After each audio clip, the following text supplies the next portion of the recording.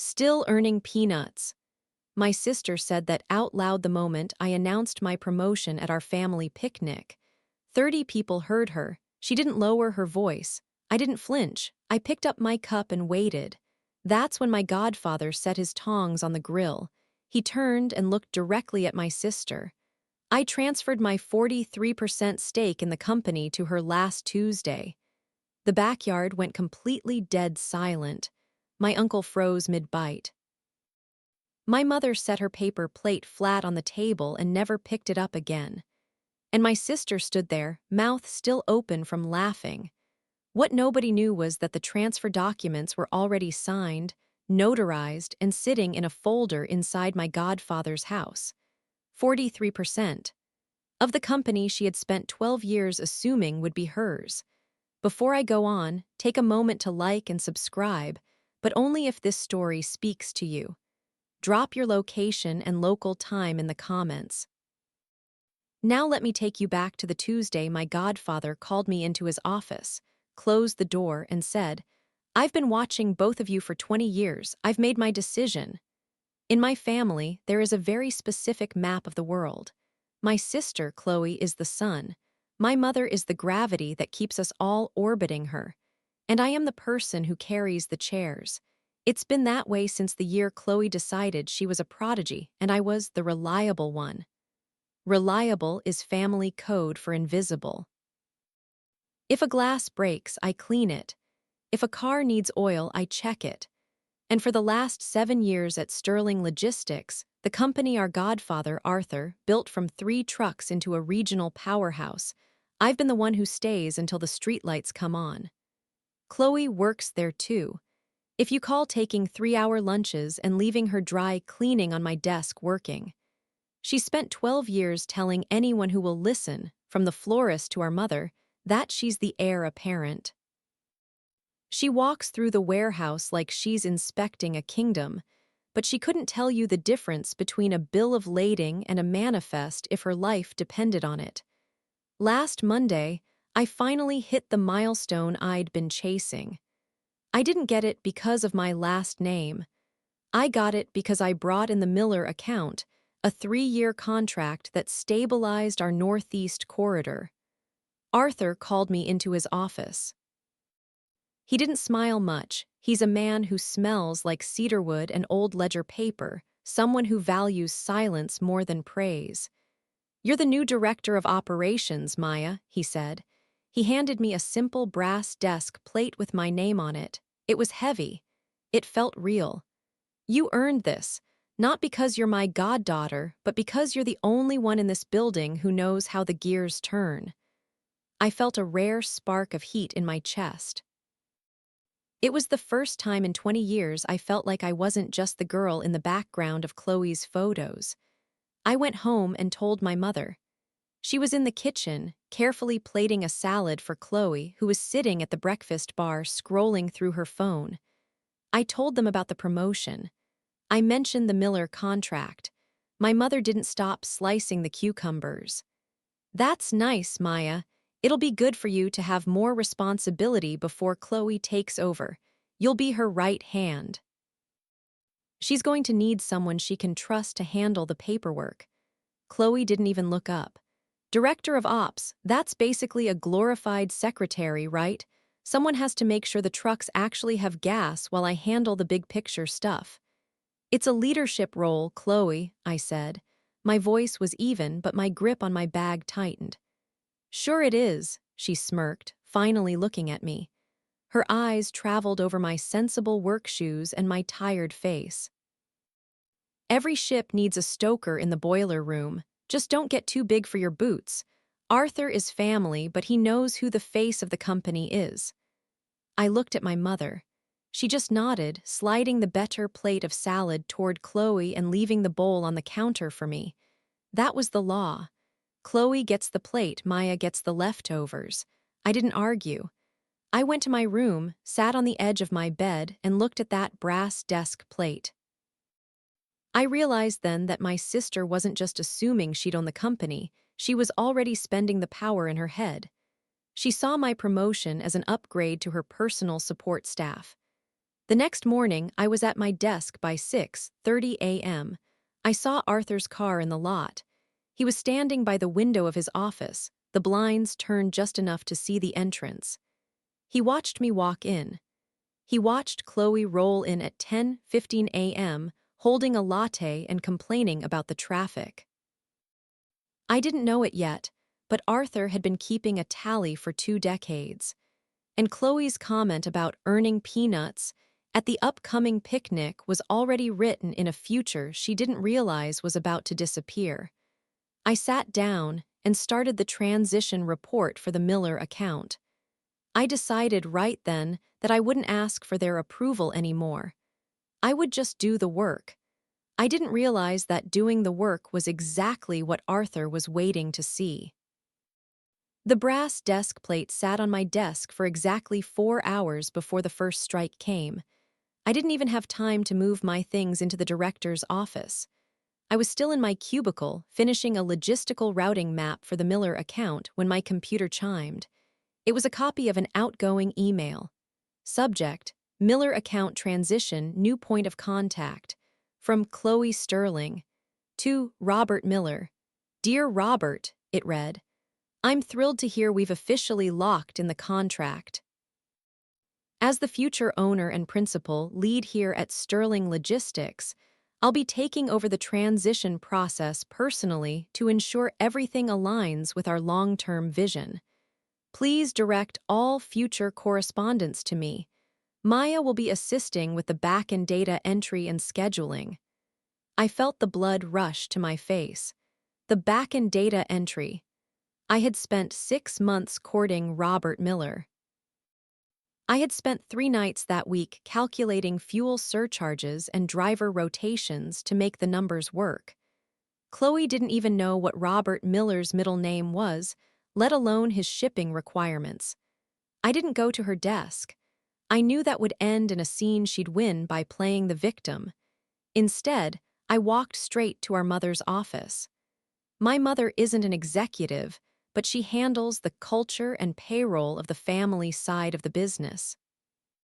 She has a corner office filled with photos of Chloe, Chloe at graduation, Chloe at the ribbon cutting for a new warehouse she didn't help build, Chloe smiling next to a truck. There's one photo of me, tucked behind a succulent on a side table. Mom, I said, closing the door. Chloe just emailed the Miller account. She told them she's taking over and called me her assistant. My mother didn't even look up from the checkbook she was balancing. She just sighed, a long, weary sound that was designed to make me feel like the problem. Maya, don't be so sensitive, she said, finally peering over her reading glasses. Chloe is just learning the ropes of her future company. She needs to be the face of the big accounts. It's part of the succession plan everyone expects. There is no written succession plan, Mom, I said, my voice shaking. I earned this promotion. Arthur gave me the title because I brought this client in. Chloe is sabotaging a $1 million contract because she's bored. My mother finally set her pen down. She isn't sabotaging anything. She's being a leader. You've always been good with the details, Maya. Be a team player. Let her handle the client-facing side. It's better for the family if she looks strong. You know how people talk. People talk because she's never here, I countered. That's enough, my mother snapped. Go back to your desk. Don't make me tell Arthur you're being difficult on your first day as director. It would be a shame to lose that title before the ink is dry, wouldn't it? The threat was naked and cold. It wasn't about the company's success. It was about protecting the illusion that Chloe was the star. I walked back to my desk. My hands were trembling so hard I had to hide them under the keyboard. I looked over at Chloe's glass-walled office. She was leaning back in her chair, laughing into her phone, probably telling a friend about her new account. I looked at the brass plate, Director of Operations. I realized then that in this building, titles were just words. My mother would let Chloe burn the whole company down if it meant Chloe got to hold the match. The damage wasn't just to my ego, it was to the company's reputation. Robert Miller was a no-nonsense guy. He'd signed with us because of my precision, not Chloe's pedigree. I didn't reply to the email. I didn't scream. I did something I had never done before. I opened a private cloud drive and started uploading copies of every client communication, every fuel log, and every piece of evidence showing who actually did the work. I was at the scanner when I felt someone behind me. I froze. It was Arthur. He was holding a mug of black coffee, his eyes tracking the pages as they slid through the feeder. He didn't ask what I was doing. He didn't tell me to stop. He just looked at the stack of papers, then looked at Chloe's office, where she was currently applying lip gloss in the reflection of her computer screen. "The Miller account needs a steady hand, Maya," he said quietly. His voice was like gravel. "Calculations don't lie. People do. Keep your records clean." He turned and walked away before I could answer. That was the first crack. For 20 years, Arthur had been a ghost in the machine, watching us. But as I watched him walk back to his office, I saw him pause by my mother's door. He didn't go in. He just stood there for a second, looking at the family culture sign on her desk, and then he kept walking. That evening, I didn't go home for dinner. I stayed until 9:00 p.m. I changed the passwords on the logistics servers, the ones only the director was supposed to have. When I finally walked out to my car, the parking lot was empty except for Arthur's SUV and my sedan. I looked up at his window. The light was still on. I knew then that the first real damage had been done. Chloe had tried to steal my work, and for the first time in my life, I wasn't going to just carry the chair. I was going to lock the door. I didn't know yet that by morning, Chloe would realize she couldn't log into the system, and the family law would be invoked to crush me. The sun hadn't even come up when I heard the heavy thud of the morning paper hitting the porch. I hadn't slept. I spent the night staring at the ceiling, waiting for the other shoe to drop. It dropped at 8:00 a.m. sharp. I walked into the office to find my personal effects, my favorite mug, my spare cardigan, and my reference books, sitting in a cardboard box on the floor outside my cubicle. My desk was empty. The brass nameplate Arthur had given me was nowhere to be seen. "You're late," Chloe said. She was standing in the middle of the aisle, wearing a cream-colored power suit that looked like it cost more than my monthly mortgage payment. She was holding a stack of colorful flyers. "And you're also relocated. I've decided the director's office needs to be more central. I'm moving in there to handle the high-level strategy. You've been moved to the annex." The annex was a windowless storage room near the loading docks that we used for old filing cabinets and broken printers. "Chloe, you can't just move me," I said, my voice tight. "Arthur gave me that role, he gave me that office." "Arthur is semi-retired and clearly losing his touch," Chloe snapped. She stepped closer, her perfume cloying and expensive. "Mom and I had a talk last night. We agree that your promotion was a bit premature. You're the lead support specialist now. Basically, you're my right hand. You handle the numbers, I handle the people. It's for the good of the family reputation."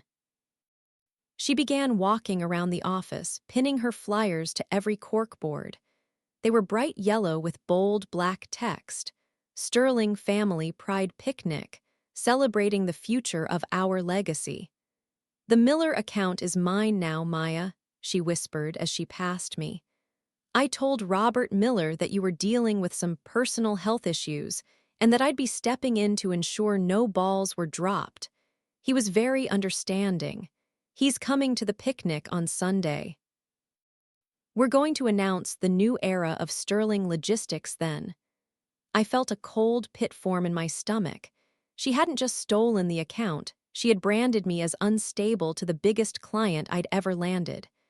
By noon, the retaliation escalated. My mother called me into the break room. She was setting out a tray of cookies for the staff, her face a mask of disappointment. "Maya, I heard you changed the server passwords," she said, her voice loud enough for the warehouse foreman to hear. That was very immature. We had to hire an IT consultant this morning to reset the system. That's $4,000 out of the company's operating budget. $4,000 because you wanted to throw a tantrum. I changed them because I'm the director of operations, I said. It's security protocol.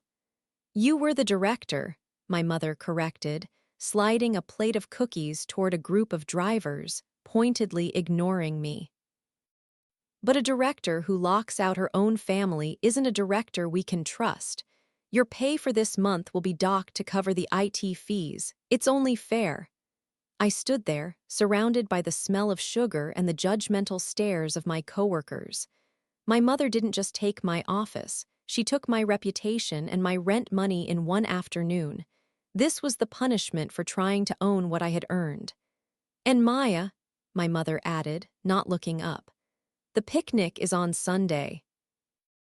We're expecting 30 guests. Chloe needs someone to manage the catering arrivals and keep the drinks refilled. Since you're so good with logistics, I told her you'd handle it. It'll be a good way for you to show the family you're still part of the team. I was being demoted to the help at my own sister's coronation. I walked back to the annex. The air was stale and smelled of dust. I sat on a folding chair in the dark, looking at the box of my things. My phone buzzed. It was a text from Robert Miller. Maya, Chloe mentioned you're taking some time off. Hope everything is okay. We'll discuss the final signatures at the picnic on Sunday. Get well soon. He didn't even know. He was walking into a trap, and Chloe was using my hard work as the bait. I reached into the box and pulled out a heavy, leather-bound ledger. It was a gift from Arthur years ago. I opened it to the back, where I had tucked a single business card for a legal firm that specialized in corporate mediation. I didn't call the lawyer, not yet. I just looked at the card, then at the dusty files surrounding me. They wanted me in the dark. Fine. I stayed in that annex until 8:00 p.m., but I wasn't doing data entry. I was cross-referencing Chloe's expense reports from the last 12 years against the company's miscellaneous losses. I had been carrying the chairs for a long time, but I was finally starting to look at what was written on the underside of them. I didn't leave the annex until the building was dark. I sat there in the silence, the only light coming from the small, flickering screen of my laptop.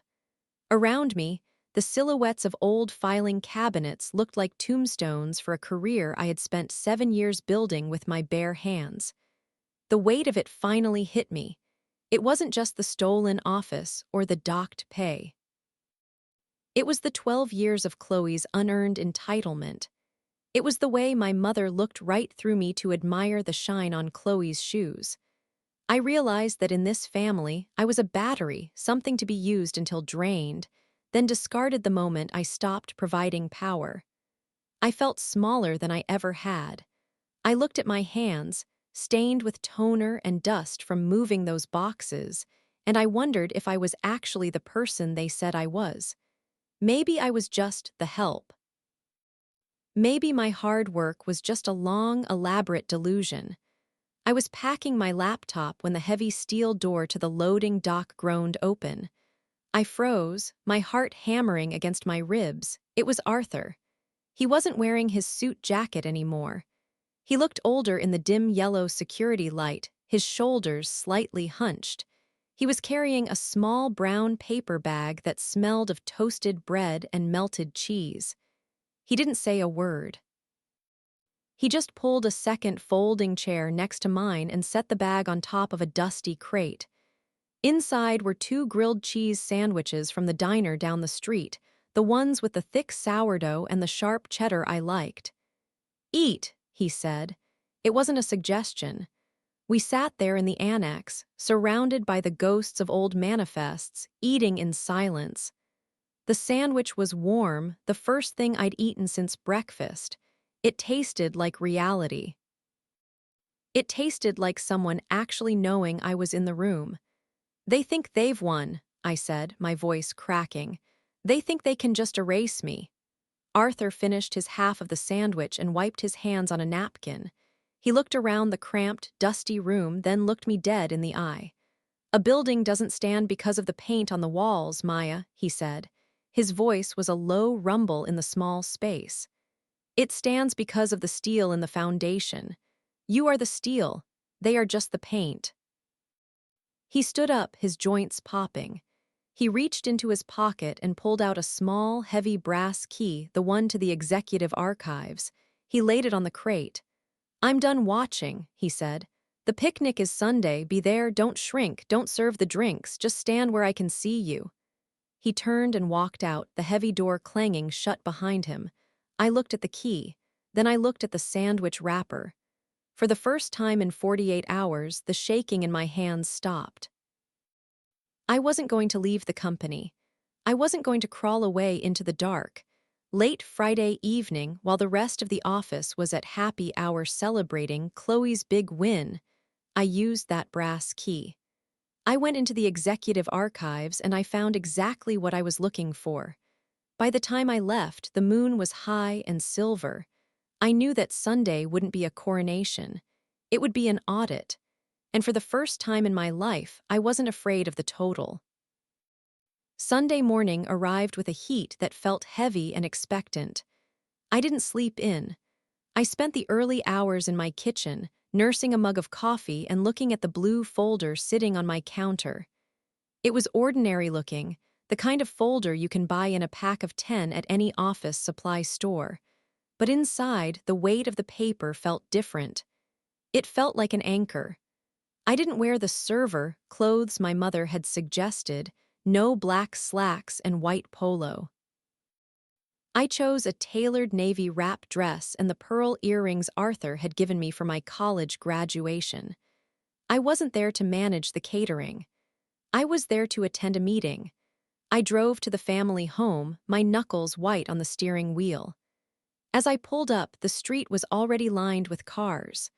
My uncle's silver sedan, the cousins' SUVs, and right in the center of the driveway, blocking everyone else in, was Chloe's convertible. The backyard was a sea of yellow and white. 3 long tables had been set up under the oak trees, draped in linen. 30 guests were already there, the air thick with the smell of charcoal, expensive sunblock, and the high-pitched hum of family gossip.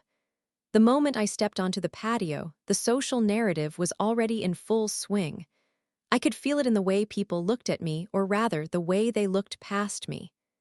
"Oh, Maya, there you are," my Aunt Sarah said, catching my arm. She didn't ask how I was. She didn't mention the promotion. "Chloe said you'd be helping with the drinks. The lemonade dispenser is leaking on the far table. Could you be a dear and fix the seal? Chloe is so busy with the VIPs, we don't want to bother her with the small stuff." I looked toward the center of the lawn. Chloe was holding court, a glass of sparkling cider in one hand, her other hand gesturing wildly as she spoke to Robert Miller. She was glowing, her head tilted back in that practiced, effortless laugh.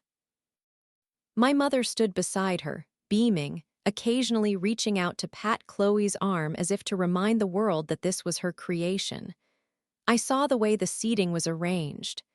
At the head table, under the shade of the largest oak, were place cards for Arthur, my mother, Chloe, and Robert Miller. My name was at the very end of the third table, squeezed between the 2 youngest cousins and the ice chest. It was the physical map of the family law. Chloe at the center, the future of the legacy. Me at the periphery, the support who handled the leaks and the refills. "Maya," my mother called out, spotting me from across the grass. She didn't walk over. She just pointed toward the kitchen door. "The appetizers are ready to come out. Make sure the napkins are folded the way Chloe likes. We want everything to look professional for Mr. Miller." Robert Miller looked over at me. There was a flicker of confusion in his eyes, seeing the woman who had negotiated his $1 million contract being directed toward the kitchen. "I'll be there in a moment, Mom," I said. My voice was calm. I didn't move toward the kitchen. I moved toward the head table. I felt the folder in my bag. It was a physical presence against my side. I walked past the leaking lemonade dispenser. I walked past the folding chairs. I walked straight to the center of the patio and sat down in the empty seat next to Arthur's grill station. The chatter nearby dipped for a second. My mother's smile faltered. Chloe paused mid-sentence, her eyes narrowing as she took in my dress, my posture, and the fact that I wasn't carrying a tray. "Maya, the appetizers," my mother prompted again, her voice gaining a sharp, warning edge. "They're coming, Mom," I said, looking her directly in the eye. "The caterers are handling it. I'm a guest today." Chloe stepped forward, her heels clicking on the stone. "A guest? Maya, don't be dramatic. We talked about this. This is a big day for the company. We all have our roles to play. Yours is to make sure the wheels keep turning so I can focus on the growth." She said it loud enough for the nearest 10 people to hear. A few cousins snickered. My uncle looked away, suddenly very interested in his watch. The lie had already been accepted. I was just the disgruntled helper trying to act above my station.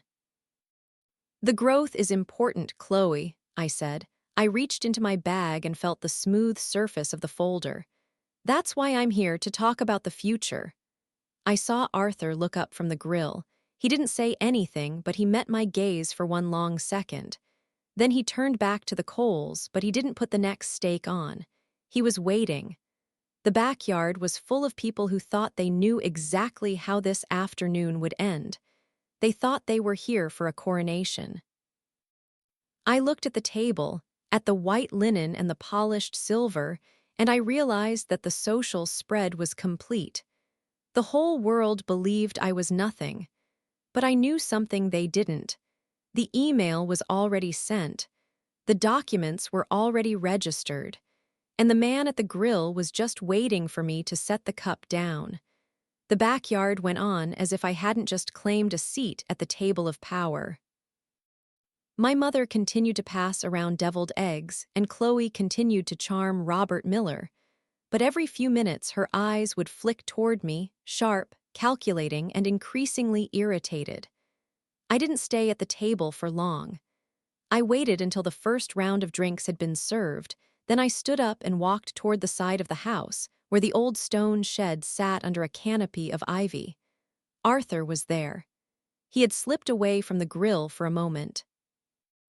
He was leaning against the stone wall, looking at a small, weathered notebook. When he saw me, he didn't smile. He just reached into his pocket and handed me a heavy, cream-colored envelope.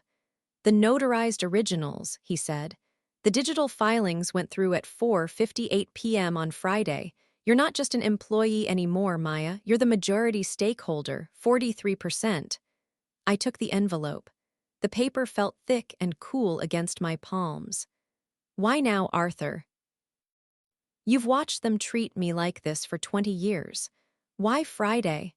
Arthur looked out at the lawn, where Chloe was currently showing Robert Miller a photo on her phone, leaning into his space with practiced familiarity.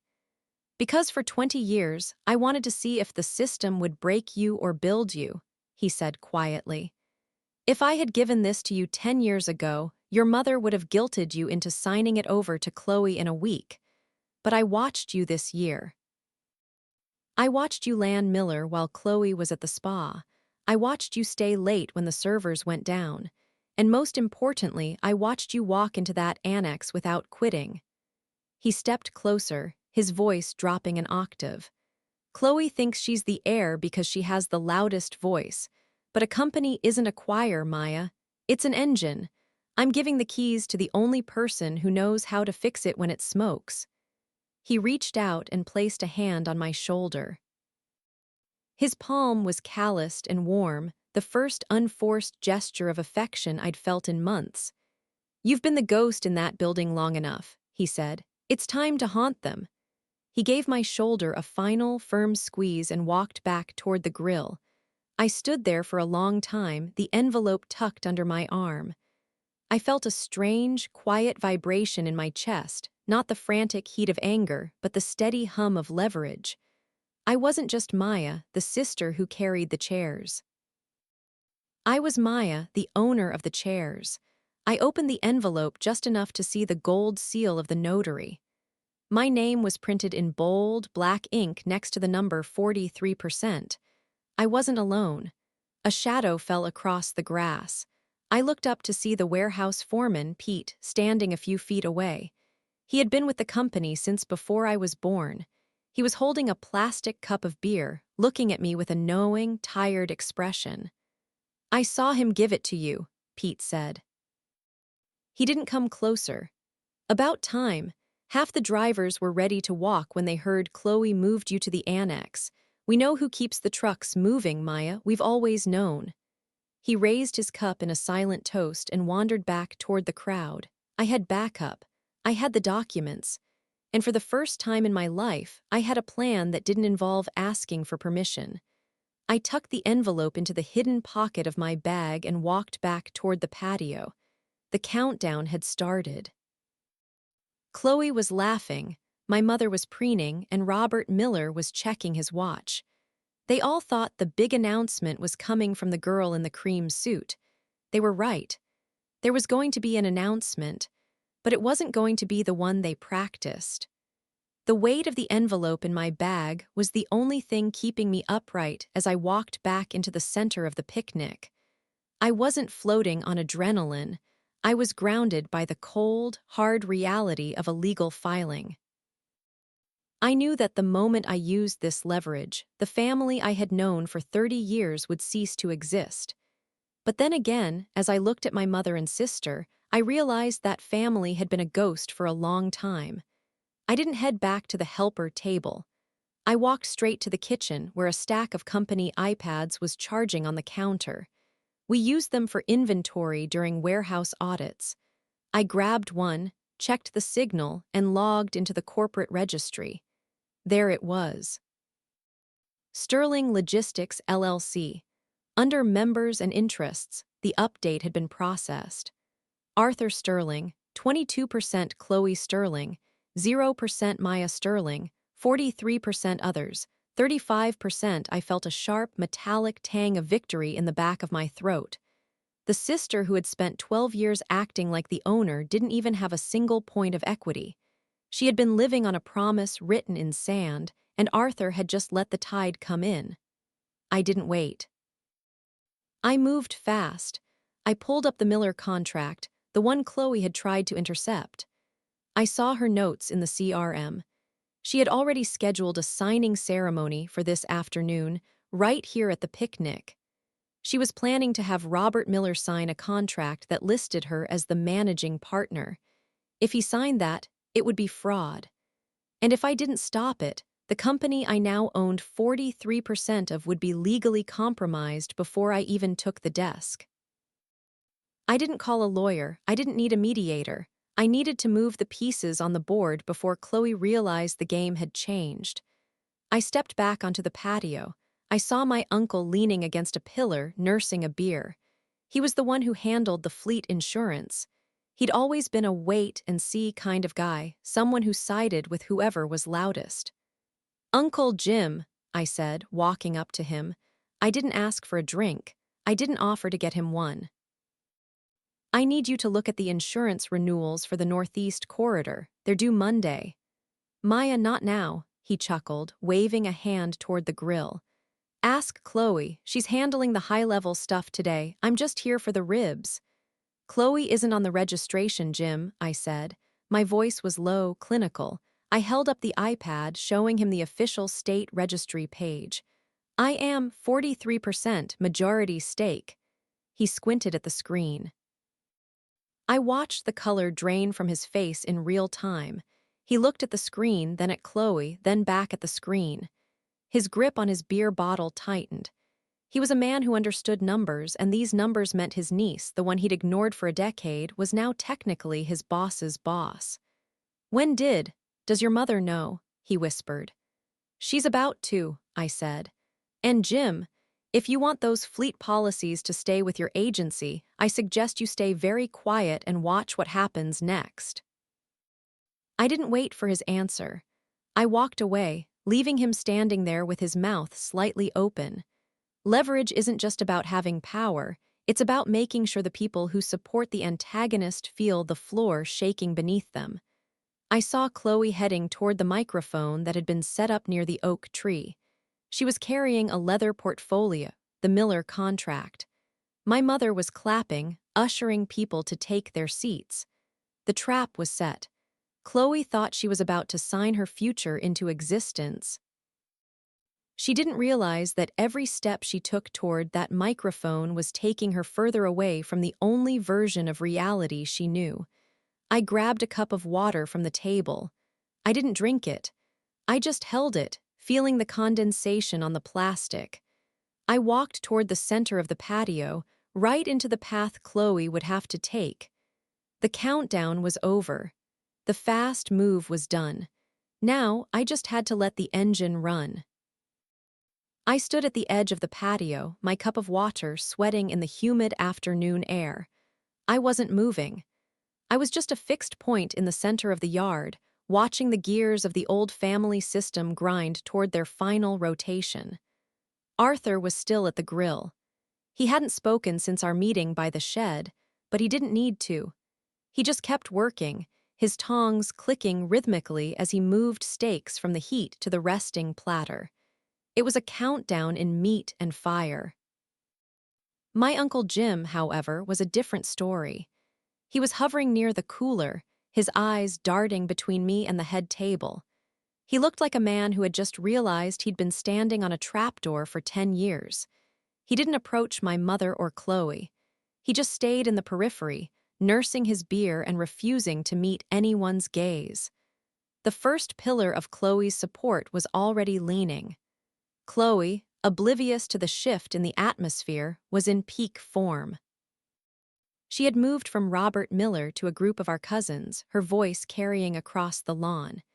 "It's about vision," she was saying, her hands fluttering.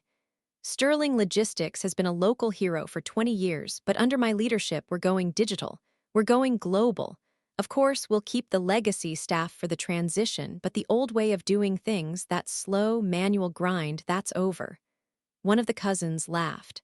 "Does Maya know she's part of the old way?" Chloe didn't even pause. "Maya is exactly where she needs to be. She's the anchor.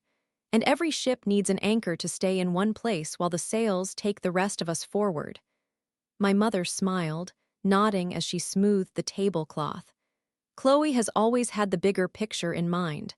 Maya is so helpful with the day-to-day, but it takes a certain kind of spirit to lead, doesn't it?" I watched them. I watched the casual way they dismantled my 7 years of sweat as if it were just a clerical error they were finally fixing. Chloe looked at her watch and then at Robert Miller, who was standing near the microphone. "Robert," she called out, her voice bright and commanding. "I think we're ready. Why don't we give these people something to really celebrate?" Robert Miller walked toward the oak tree. He looked professional, if a bit tired of the heat. He was carrying a pen in his breast pocket, the pen Chloe expected him to use to sign her future into law. My mother began to clap, a sharp, rhythmic sound that drew the attention of all 30 guests. Everyone, please grab a seat. We have a very special announcement regarding the future of Sterling Logistics." People began to move. They shuffled toward the long tables, pulling out folding chairs, the scrape of wood on stone filling the silence. I didn't move. I stayed right where I was, 10 feet from the microphone, holding my cup. Chloe walked past me on her way to the front. She leaned in, her voice a sharp whisper against my ear.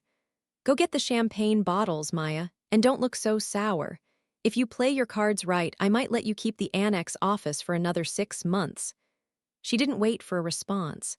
She stepped up to the microphone, the feedback giving a small, sharp squeal that made everyone flinch.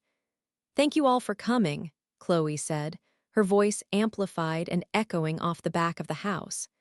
"As many of you know, Sterling Logistics is more than just a company.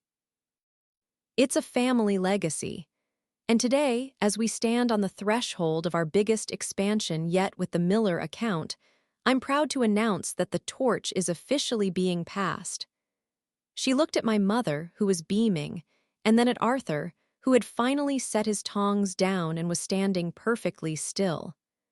I've spent 12 years preparing for this moment, Chloe continued, her hand resting on the leather portfolio. And I'm honored to lead us into the next decade as the new managing partner and majority owner. The backyard erupted in polite applause. Chloe beamed, reaching for the portfolio to pull out the contract for Robert Miller to sign. I set my cup down on the stone ledge behind me.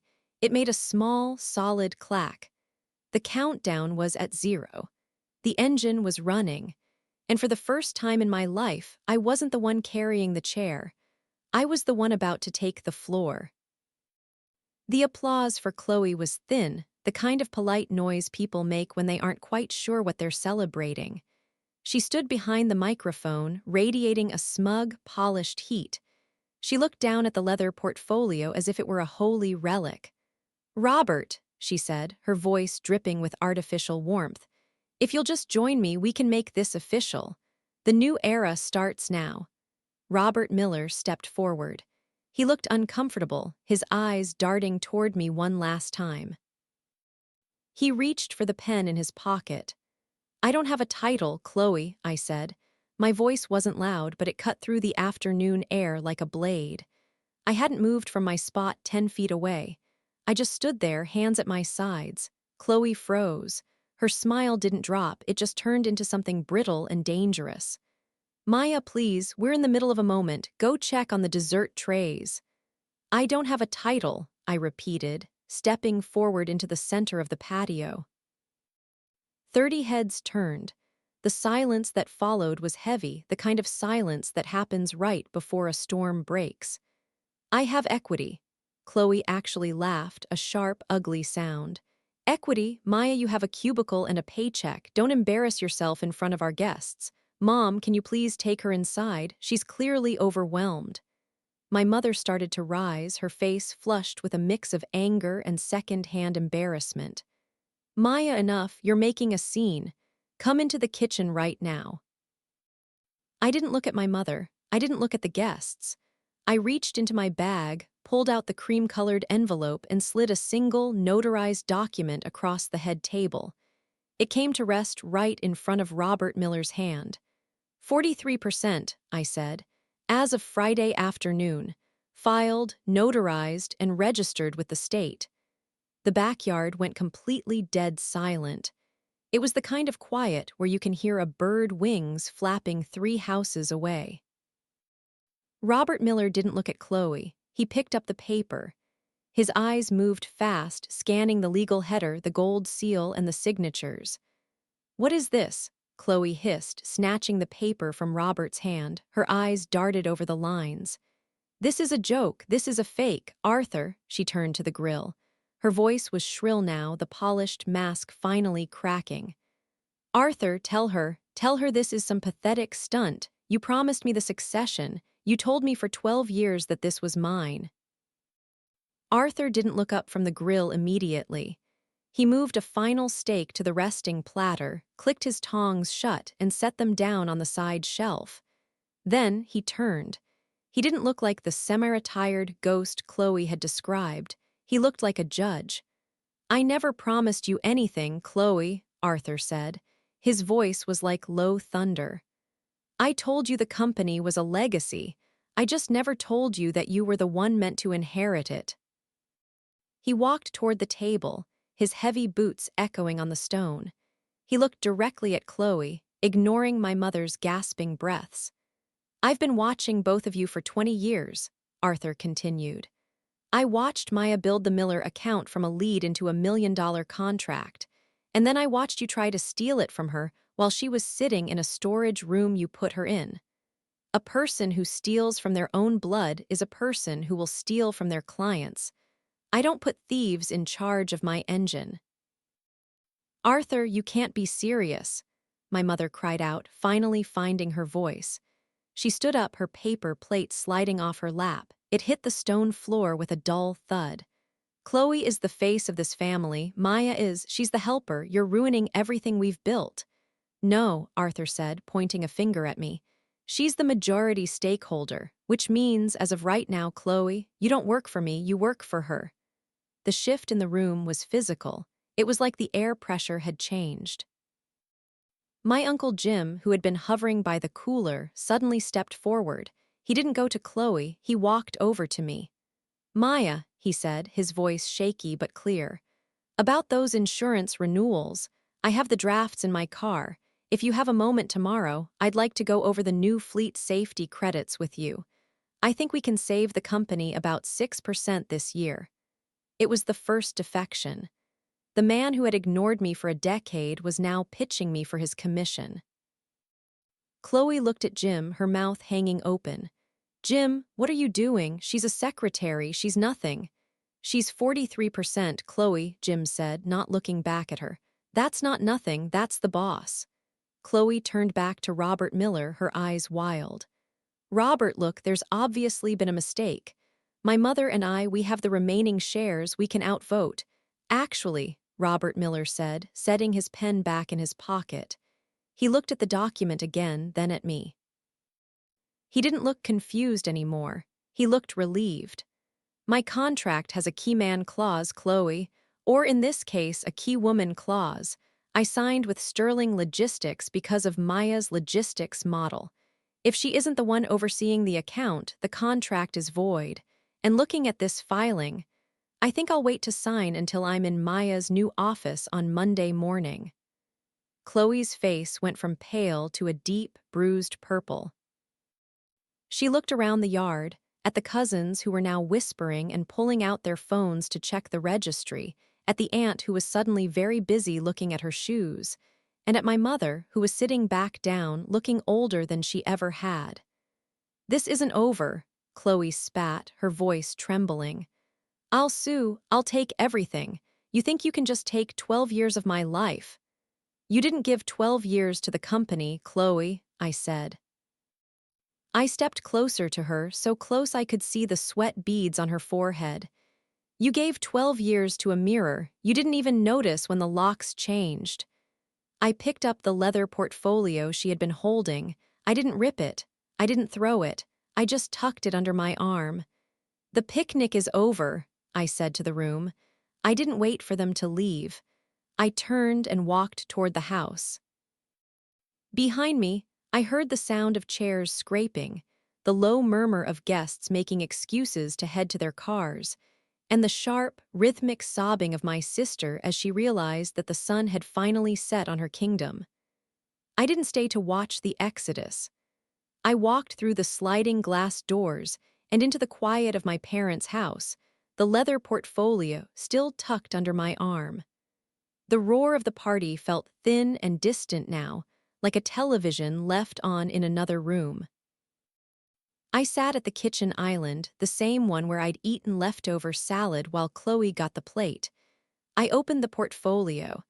Inside was the Miller contract, typed up with Chloe's name as managing partner. I took a pen from the holder and drew a single, clean line through her name. I wrote mine above it. The front door groaned open an hour later. My mother walked in first.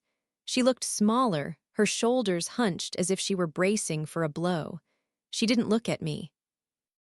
She went straight to the sink and started scrubbing a glass that was already clean. You've embarrassed us, Maya, she whispered, her back to me. Your sister is in the car, she won't stop crying. 30 people saw that, our neighbors, our friends. 30 people saw the truth, Mom, I said. They saw that you were willing to let Chloe commit fraud just to keep her happy. She finally turned, her eyes red. We just wanted things to be equal. We wanted her to have a future, too. Equal. I stood up, the leather portfolio heavy on the counter. You spent 12 years making sure things were never equal. You gave her the sun and gave me the chores.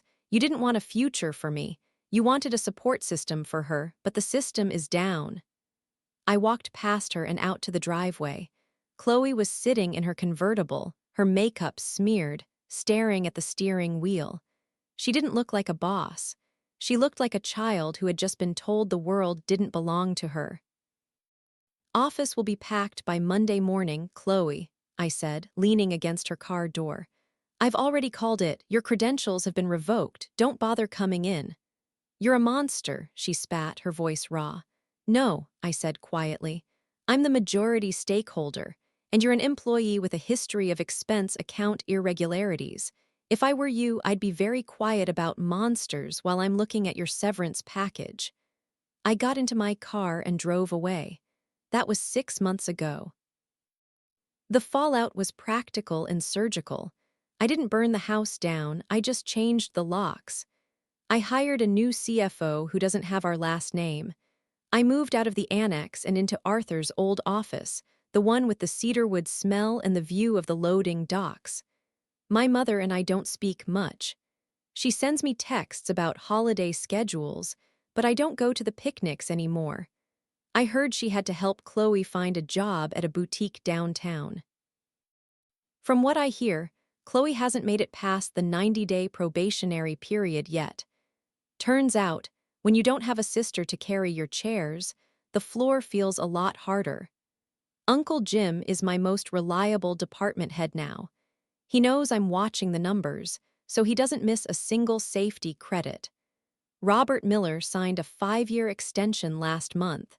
He told me he likes working with a company where the person who signs the contract is the same person who knows how to drive the trucks.